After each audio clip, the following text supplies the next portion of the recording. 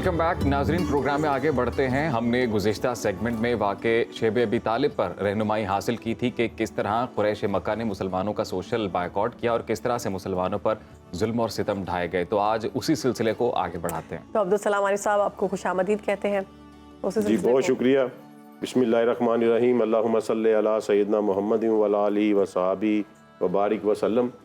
तो हमने जो लास्ट छोड़ा था वो इस पे छोड़ा था कि सोशल प्रेशर पड़ रहा था अबी तालिब के ऊपर, और जो कुफार मक्का थे वो डिफरेंट सरदार डेलीगेशन बना के अबू तालिब के पास आते थे और रसूल अल्लाह सल्लल्लाहु अलैहि वसल्लम की हवालगी का मुतालबा करते थे और वो उसको रजिस्ट कर रहे थे। अब ये कोई ज़ुबानी कलामी रजिस्ट नहीं कर रहे थे, यानी कि हमारे तमाम मुहद्दिसीन, तमाम मौरखीन, दोनों बड़े बड़े जो हमारे मकतबा फ़िक्र हैं, अहले सुन्ना और अहले तशय्युअ के, ये मुत्तफ़िक़ हैं कि जब तक अबू तालिब ज़िंदा रहे हैं किसी बंदे की ये जुर्रत नहीं हुई कि नबी करीम सल्लल्लाहु अलैहि वसल्लम पर फिजिकल असल्ट कर सके। वाह वाह वाह। ठीक है, बकवास ज़बानी बकवास करते थे, तबलीग को मुतासर करते थे, जो लोग गरीब बेचारे ईमान लेके आते थे उनको ज़दोकोब करते थे, बड़ी सवीयर किस्म की परसिक्यूशन करते थे, लेकिन किसी बंदे की ये जुर्रत नहीं हुई कि रसूल अल्लाह सल्लल्लाहु अलैहि वसल्लम पर उंगली भी उठा सके। और ये जितने भी वाक़यात हुए वो अबू तालिब की वफ़ात के बाद के हुए। उसकी वजह क्या है? एक तो अबू तालिब की शख्सियत थी और दूसरे नंबर पर उन्हें ये डर था कि अगर ख़ानदान बनु हाशिम के सरदार ने जंग का ऐलान कर दिया, वार डिक्लेयर कर दी, तो मक्का में खून की नदियां बह जाएंगी। इसलिए कोई भी, और दूसरा जो अबू तालिब थे वो मुसलसल इनको थ्रेट भी करते थे और मैसेज भी भिजवाते थे, और उनका तरीका ये था कि वो काबा के सामने खड़े हो जाते थे। अक्सर जब सारे सरदार चुपाल लगा के काबा के सेन में बैठे होते थे तो वो शेर पढ़ते होते थे अरबी में, जिनका तर्जमा कुछ इस तरह है कि ये हमसे मोहम्मद मांगते हैं, ये सुन ले ए रब्बे काबा, तेरी इज्जत और जलाल की कसम, हम इनको मोहम्मद के करीब भी नहीं पहुंचने देंगे उस वक्त तक जब तक कि हमारे सर हमारे कंधों पर हैं और हमारा खून हमारे अंदर है। सुभान अल्लाह। तो ये शेर वो अक्सर पढ़ते होते थे। तो अब देखते हैं कि ये जो हमने कहा कि जी ये परसिक्यूशन होती थी और मुबाह करार दे दिया जाता था, इसे आगे चलते हैं।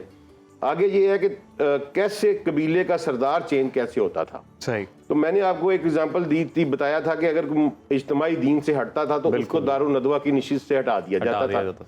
अब ये कोई मफरूजे की बात नहीं है। इसके इस तरह के एक नहीं दो वाकयात नबी सल्लल्लाहु अलैहि वसल्लम की नबूवत की तहरीक में वकूअ पजीर हो चुके थे।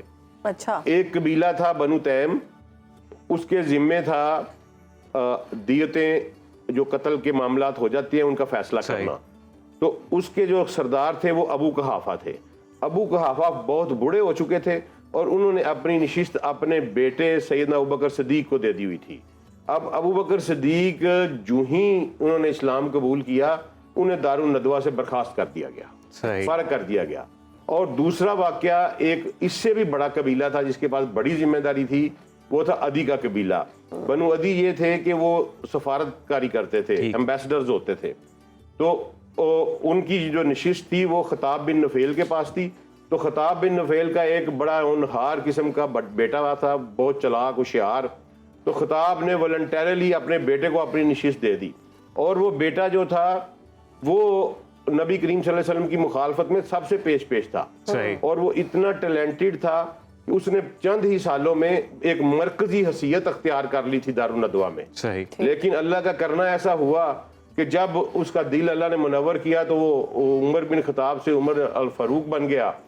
तो उसको भी फारग कर दिया गया, और ना सिर्फ फारग कर दिया गया बल्कि उसके कबीले में जो उसके वालिद फौत हो चुके थे, उसके जो चचा थे, चचा का बेटा था वो पहले मुसलमान हो चुका था, भाई भी मुसलमान हो चुका था, तो उनको फारग कर दिया दारुल नदवा से। तो ये दो एग्जांपल्स ऑलरेडी मौजूद थी कि जी जो बंदा दीन चेंज करता है उसको दारुल नदवा से फारग कर देते हैं।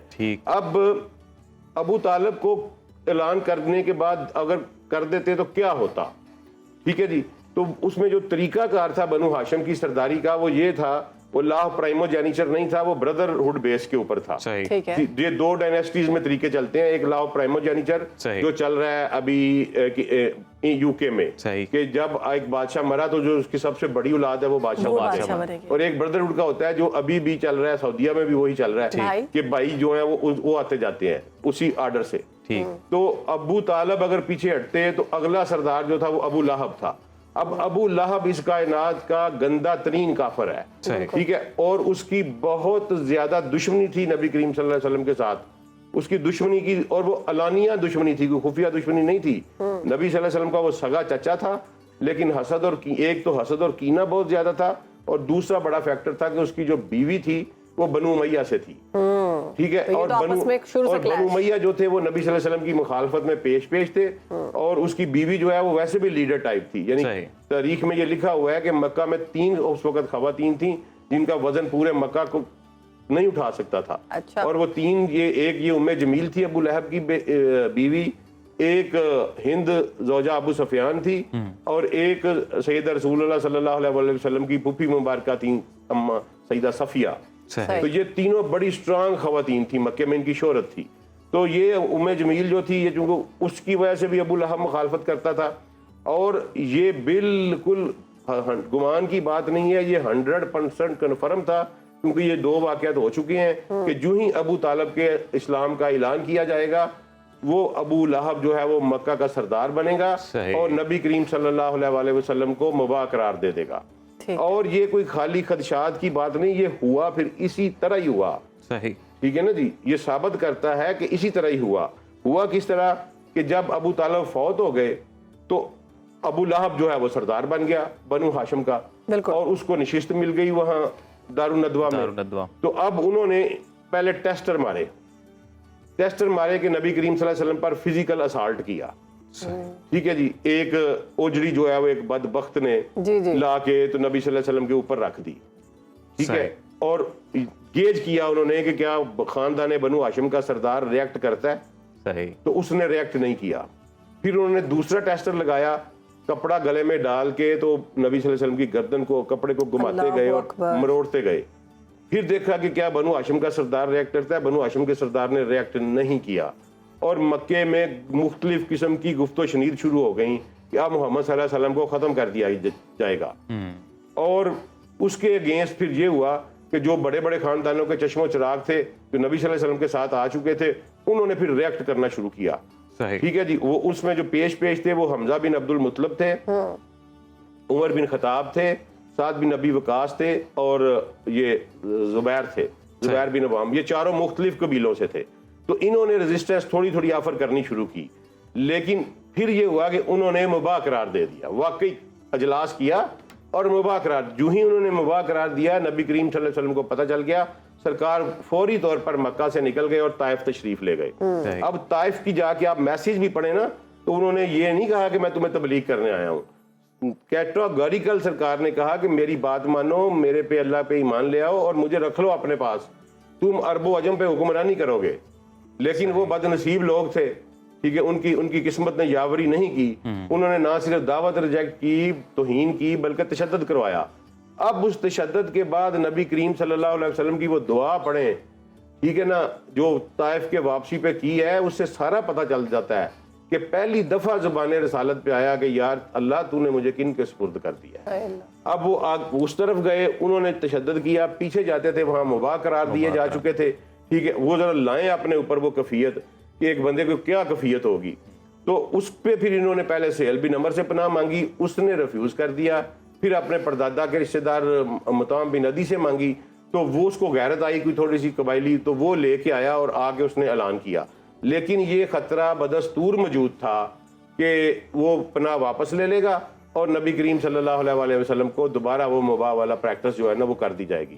اس پہ جو ان کے جانثار تھے وہ ایکٹیو ہو گئے اور انہوں نے پیرے پورے بھی دینے شروع کر دیے، لیکن وہ بھی اس کو بھی ریزسٹ کیا گیا، اور پھر انہوں نے اجتماعی طور پر اجتماعی ڈیسیژن کیا، اور وہی مطعم بن عدی جس نے دی تھی پناہ، اس کا بیٹا جبیر بن مطعم اس میں سب سے آگے تھا، اور ابو جہل کا بیٹا سب سے آگے تھا سفیان بن امیہ۔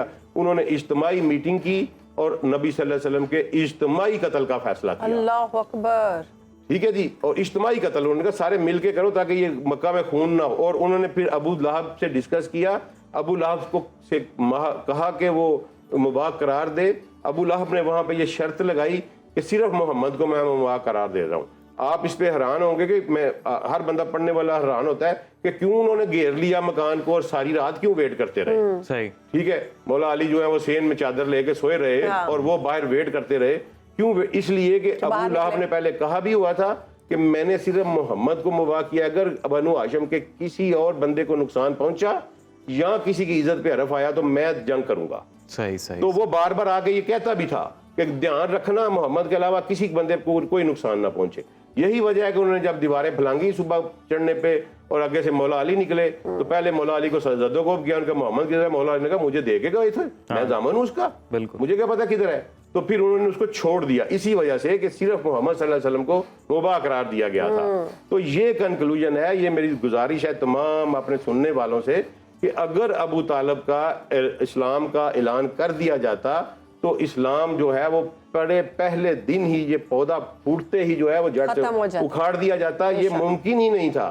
ابو طالب کا اسلام کا اعلان نہ کرنے کی وجہ سے ہی اسلام جو ہے وہ مکہ میں پنپا. اس کو حکمت کو سمجھا کریں.